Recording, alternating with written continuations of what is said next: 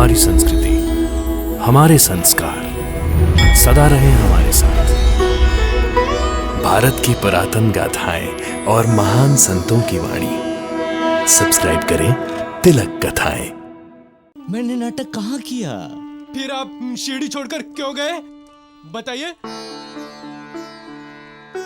बाबा शिरडी को छोड़कर नहीं गए थे। दरअसल बाबा शिरडी को बचाने के लिए शिरडी से बाहर गए थे। आप कहना क्या चाहते हैं कुशाल चंद जी? लक्ष्मी की माँ, शिरडी के आसपास के गांव में हैजा की बीमारी फैल गई है। हे भगवान, ये क्या कह रहे हैं आप? तब तो वो महामारी शिरडी में भी आ जाएगी। नहीं आएगी, क्योंकि साईं बाबा ने उस बीमारी को शिरडी में आने से रोक दिया है।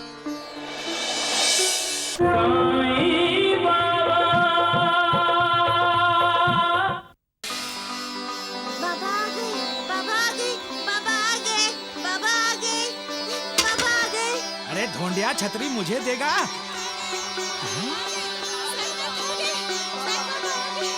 साईं बाबा आ गए, साईं बाबा आ गए। अरे राम राम राम राम, ये दौड़े दौड़े कहाँ जा रहे हैं? ये मैं क्या सुन रहा हूँ द्वारिकानाथ जी? अरे क्या कम सुनाई देता है? सुना नहीं? साईं बाबा आ गए, साईं बाबा आ गए। अरे चुप कर, नमक हराम।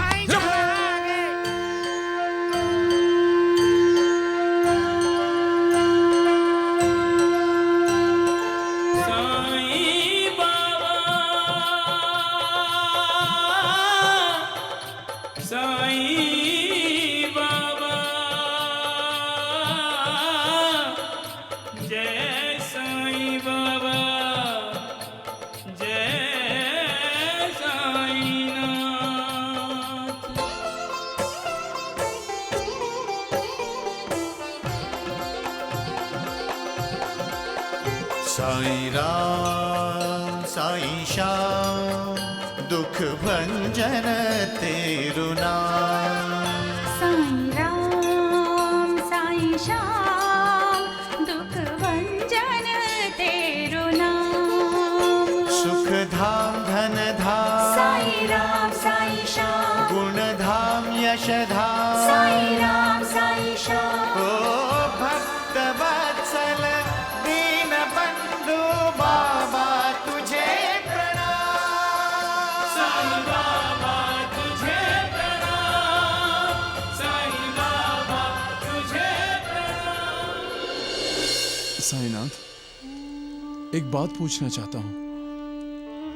आप शिरडी छोड़कर क्यों चले गए थे? अगर ये एक नाटक था तो इसकी क्या जरूरत थी? मैंने नाटक कहाँ किया? फिर आप शिरडी छोड़कर क्यों गए, बताइए। बाबा शिरडी को छोड़कर नहीं गए थे। दरअसल बाबा शिरडी को बचाने के लिए शिरडी से बाहर गए थे। आप कहना क्या चाहते हैं कुशाल चंद जी? लक्ष्मी की माँ, शिरडी के आसपास के गांव में हैजा की बीमारी फैल गई है। हे भगवान, ये क्या कह रहे हैं आप? तब तो वो महामारी शिरडी में भी आ जाएगी। नहीं आएगी, क्योंकि साईं बाबा ने उस बीमारी को शिरडी में आने से रोक दिया है। साईं बाबा शिरडी से रुई गांव इसलिए तो गए थे। उन्होंने रुई गांव में और उसके बाहर हर तरफ ऊदी फेंकी है।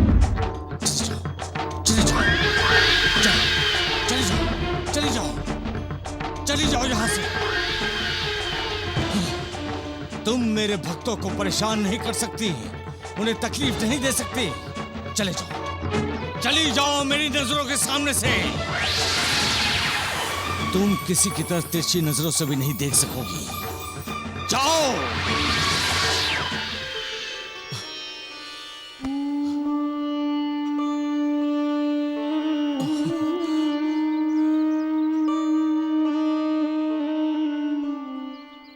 मेरे मालिक, दुआ करो, रहम करो, रहम करो मालिक। अपनी संतान की रक्षा करो मालिक।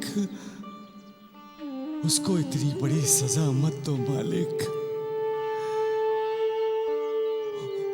उसको अपने पापों का प्रायश्चित करने का एक मौका दो मालिक।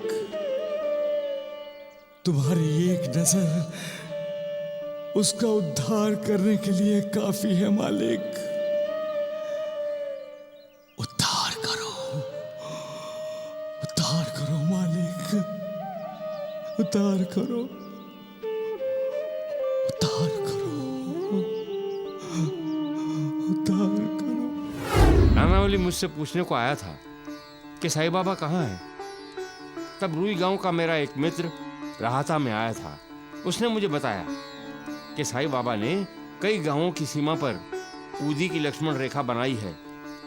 साईं बाबा एक ही समय में रुई गांव में भी थे, राहता में भी थे और इसी तरह अन्य गांवों में भी थे।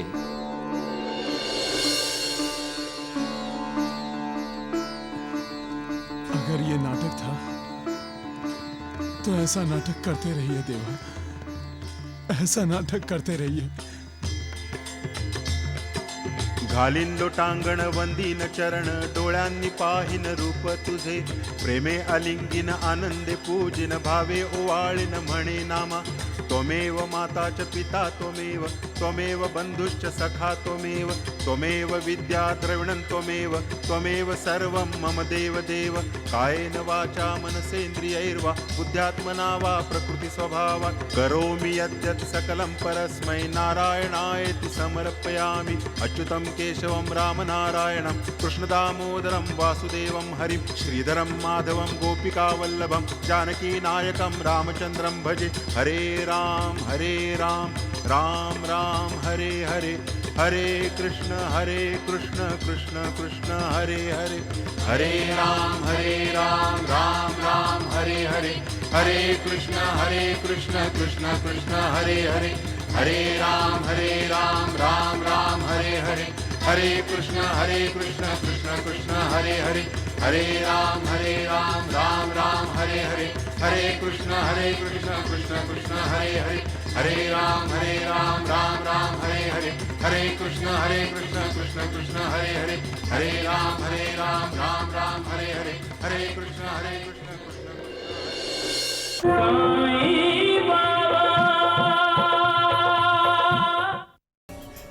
मैंने तुमसे कहा था ना कि झूठ का साथ मत दो, परंतु तुमने दिया। अगर सत्य का साथ देते तो इस तरह मुजरिम बनकर तुम्हें सबके सामने सजा भुगतनी नहीं पड़ती। माफ कर दीजिए स्वामी, इन्हें माफ कर दीजिए। जो सत्य का साथ देता है उसकी नीयत कभी नहीं बिगड़ती है पांडु। मुझ पर कर्ज का बोझ था स्वामी महाराज। कर्ज का बोझ क्यों हुआ पांडु? क्यों हुआ तुम पर कर्ज का बोझ? क्योंकि तुम मेहनत करके रोटी कमाना नहीं चाहते थे।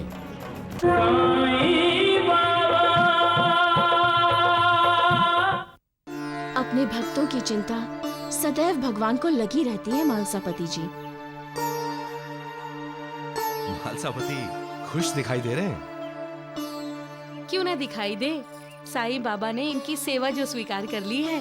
राधाबाई, श्री स्वामी समर्थ की भी ऐसी कोई कहानी होगी जिसमें वो अपने भक्त के लिए चिंतित हुए होंगे। हाँ, कहानी तो है, सुनोगे? एक समय की बात है, लक्ष्मी की माँ उस वक्त अक्कलकोट में ही नहीं, अक्कलकोट के आसपास के गांव में भी श्री स्वामी समर्थ महाराज के भक्त रहते थे। पांडु सुनार ऐसा ही एक भक्त था। मैं दरगी गांव में रहता था। वो पांडु सुनार का अपना परिवार था, पत्नी बच्चे सभी थे। सिर पर बहुत कर्ज था, इसलिए वो बेचैन रहता था। एक दिन एक अमीर आदमी सोने के गहने बनवाने के लिए उसके पास आया। पांडु, अरे अप्पा जी, आप आइए आइए आइए, बैठिए।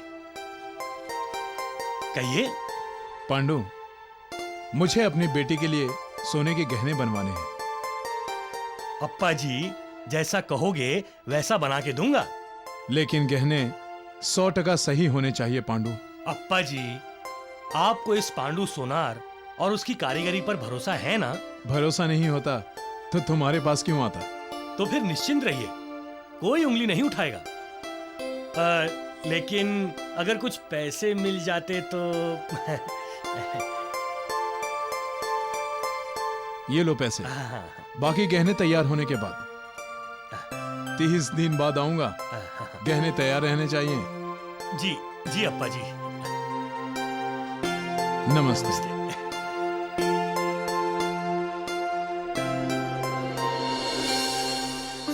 ये आप ही की कृपा है स्वामी महाराज, ऐसी कृपा हमेशा बनाए रखना। ये लीजिए, चाय पीजिए। अरे मंजी, लाओ।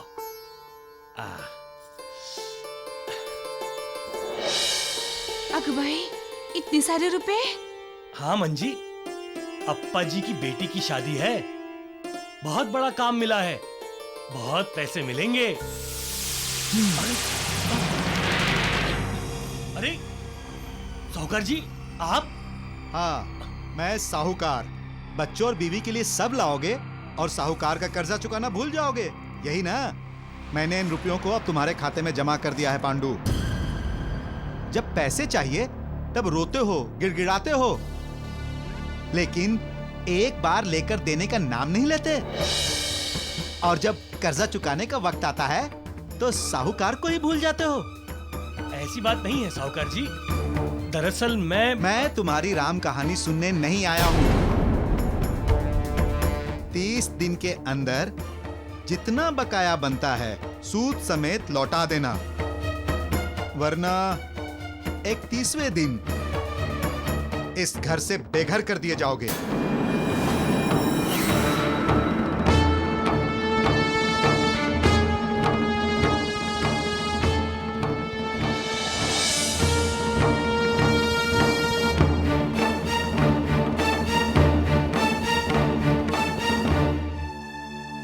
अब क्या होगा? मंजी, एक उपाय है। क्या? अगर हम असली की जगह अप्पा जी को नकली गहने थमा दें तो? देखो मंजी, मैं चांदी के गहने बनाकर उस पर सोने की परत लगा दूंगा। अप्पा जी तो क्या, किसी को भी पता नहीं चलेगा। और फिर अप्पा जी जो सोने के पैसे देंगे उससे हम साहूकार का कर्जा चुका देंगे। ये तो धोखा हुआ, विश्वासघात है ये। मैं जानता हूँ मंजी, लेकिन इस समय मेरे पास और कोई दूसरा रास्ता भी तो नहीं है। जो मूर्ख होते हैं वो झूठ का सहारा लेते हैं। मूर्ख, तुम फंसोगे, मुश्किल में पड़ोगे तुम। संभल जाओ, सत्य का साथ मत छोड़ो।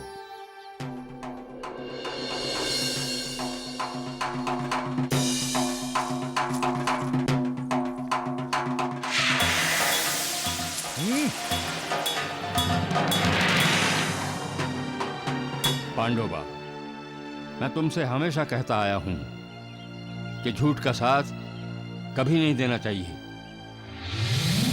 लेकिन पांडु को उनकी बातें समझ में नहीं आईं। वो तो यही सोचता रहा कि जल्द से जल्द सोने के गहने बनाकर अप्पा जी को लौटा देगा।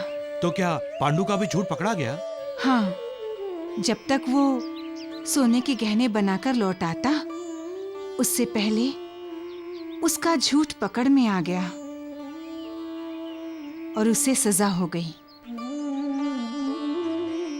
उन दिनों अकाल पड़ा हुआ था, इसीलिए जेल की सजा को टाल दिया जाता था और उसकी जगह पे दी जाती थी कोड़े मारने की सजा। पांडु सुनार को भी दी गई कोड़े मारने की सजा। पांडु सोनार, तुम पर अप्पा जी गोड़ बोले के साथ दगा करने का आरोप साबित हुआ है। तुम पर इन्हें असली सोने के गहने की जगह दागी सोने के गहने देने का आरोप है, लिहाजा तुम्हें 50 कोड़े लगाने की सजा मिली है। सरकार, सरकार मुझे माफ कर दीजिए, सरकार मुझे माफ कर दीजिए। मैं अपनी पत्नी और अपने बच्चे की कसम खाकर कहता हूँ सरकार, मैं ऐसी धोखेबाजी कभी नहीं करूँगा। सभी गुनहगार ऐसा ही बोलते हैं। मेरा पति गुनहगार नहीं है साहब। तुम्हारे पति का गुनाह साबित हो चुका है और इसे अपने गुनाह की सजा भुगतनी पड़ेगी। स्वामी महाराज, स्वामी महाराज, आपके इस बच्चे को माफ कर दीजिए स्वामी महाराज। मेरी रक्षा कीजिए स्वामी महाराज, मेरी रक्षा कीजिए। पांडु को सजा दी जाए।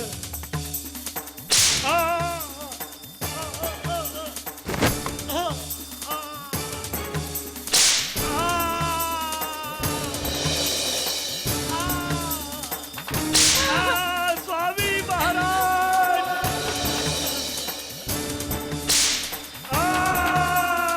मुझे माफ कर दीजिए स्वामी महाराज, मुझे माफ कर दीजिए। स्वामी जी, अप्पा जी, हम पे मेहरबानी कीजिए, मेरे पति को बचा लीजिए, अपनी शिकायत वापस ले लीजिए, मेरे पति को बचा लीजिए। स्वामी महाराज, यहाँ आपके सिवा मेरी सुनने वाला कोई नहीं है।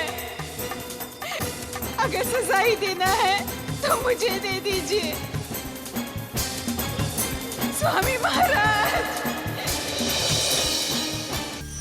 रुक जाओ, रुक जाओ, रुक जाओ, रुक जाओ।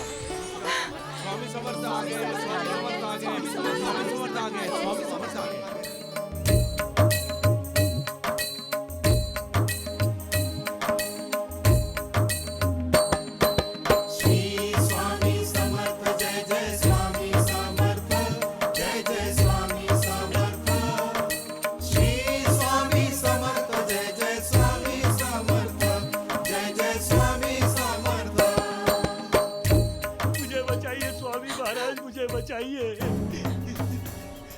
मैंने तुमसे कहा था ना कि झूठ का साथ मत दो, परंतु तुमने दिया।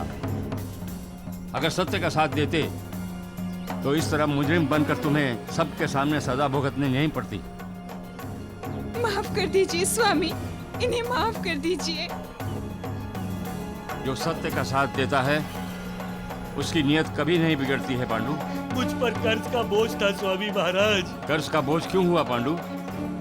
क्यों हुआ तुम पर कर्ज का बोझ? क्योंकि तुम मेहनत करके रोटी कमाना नहीं चाहते थे, तुम आलसी बन गए थे, और आलसी व्यक्ति की उन्नति कभी नहीं हो सकती। मैं आलस को त्याग दूंगा स्वामी महाराज, और मैं दिल लगाकर काम करूंगा। मंजी, पति की तरक्की और खुशहाली में जिस तरह का साथ पत्नी का होता है, वैसा ही साथ पति की बदहाली में भी होना चाहिए।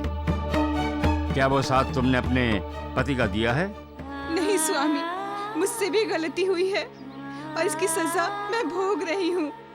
अपनी आंखों से वो देख रही हूँ जो सपने में भी कभी नहीं सोचा था। आप इन्हें माफ कर दीजिए स्वामी, आप इन्हें माफ कर दीजिए। कितने कोड़े मारे हैं इसे? 5 स्वामी महाराज। काफी हुआ। जब इंसान को अपनी गलती का एहसास हो जाए तो सजा वहीं पूरी हो जाती है। इसे भी अपनी गलती का एहसास हो गया है, अब ये दोबारा कभी गलती नहीं करेगा। लेकिन स्वामी महाराज, कहा ना छोड़ दो इसे।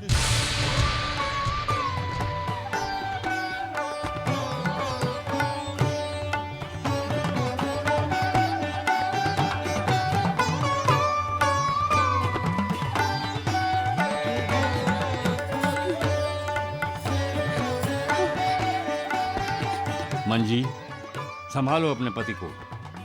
हर गुनाह की सजा होती है, जिसे आज या कल भुगतना ही पड़ता है। तुमने गुनाह किया है, उसी की तुम्हें सजा मिली।